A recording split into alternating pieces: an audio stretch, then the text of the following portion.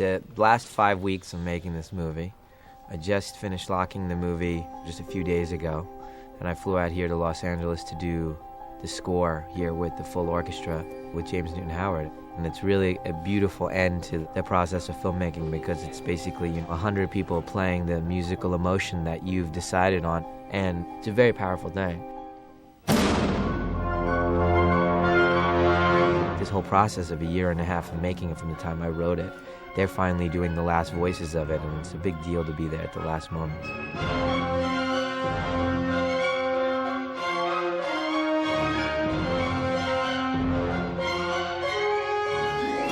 First of all, I feel like, music is used way too much in movies as a crutch, as a Band-Aid, as I believe that editing is used as a Band-Aid to cover up poor storytelling. So to avoid both those things, I cut as little as possible to hold myself to those kind of things. I mean, if they could just give that like 5% more emotion, in playing this. That's right. I don't know how to get that.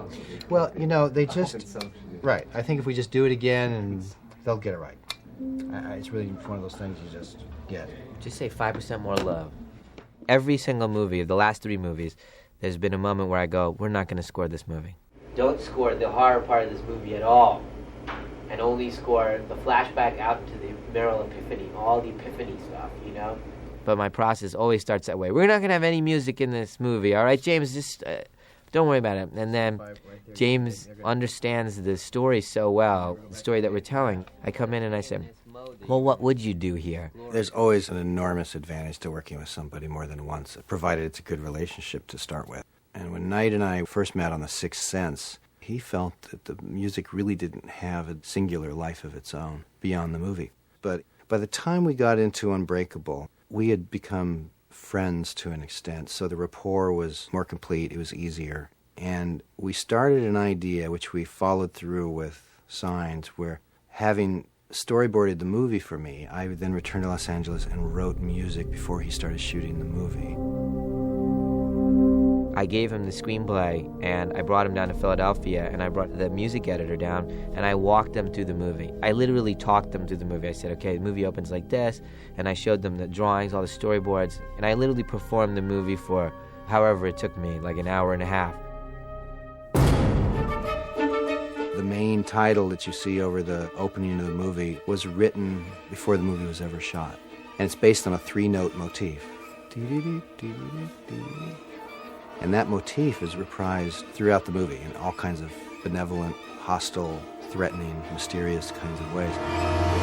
It was not specifically written to be the main title. In fact, when we first listened to it and evaluated it, we wondered if, in fact, there was anywhere in the movie for this music to exist, although we both thought it was somehow related.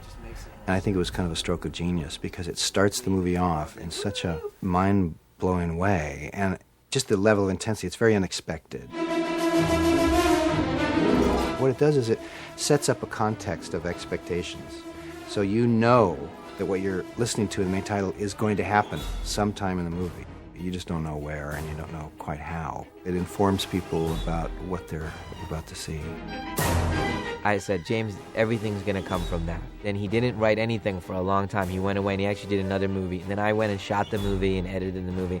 And then once I gave up that thing of, there's going to be no music, I came to James and I said, all right, what would you do? So then he started pulling things from that 2.5 minutes and elaborating on it.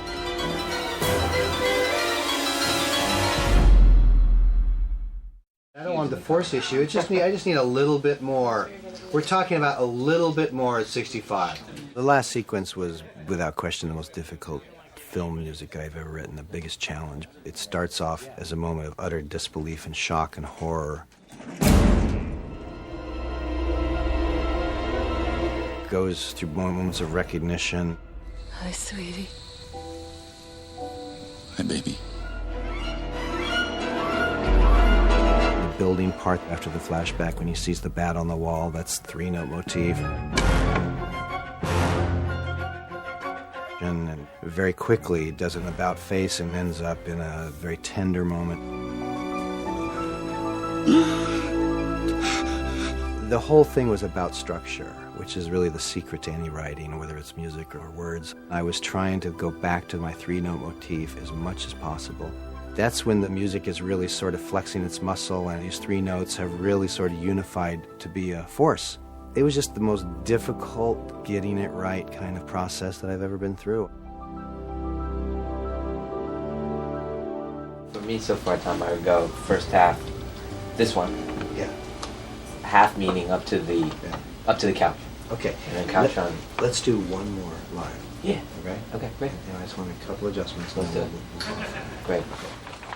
Knight and I will oftentimes have 2 points of view. His point of view will be performance-oriented, which is an incredibly valid point of view, that one felt right. It may be loose, the violins may have not been very together, and we had problems with the percussion, but it had an energy and a rawness that really appeals to me. And then I'm sitting there as the professional musician saying, well, it's really hard for me to get over all the flaws of that performance, and I really need an opportunity to work that stuff out, and it's a bargaining thing. So I think we go after it until we both feel confident that that was the one, and that's what happened in the end. The final step is I go to New York and I do the final mix of the movie. And all I'd be thinking about is the balance of dialogue, sound effects, music, dialogue, sound effects, music. So all those decisions go on for the last month. And they can only go on when I don't have to worry about CGI, when I don't have to worry about the music, when I have to worry about editing, when I don't have to worry about looping a dialogue. All that's done, and I have all the elements, and now I can go, how do I want them to be heard?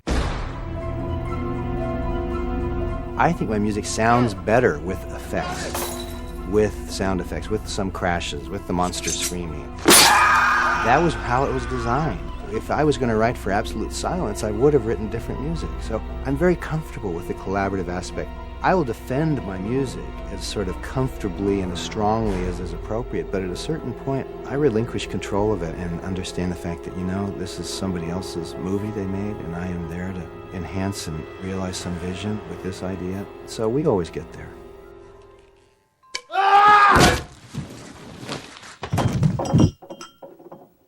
With Sixth Sense, we had a cut with no music, and Unbreakable with no music, and Signs, especially Signs with no music. They all have this poetry to them where you can hear the subtle voices of the writing and the acting.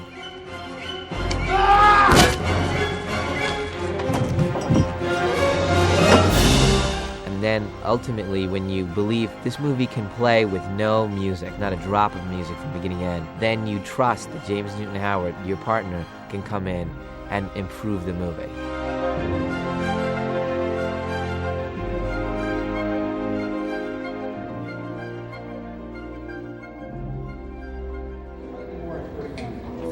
More love would cover all of this. 5% more love is the direction.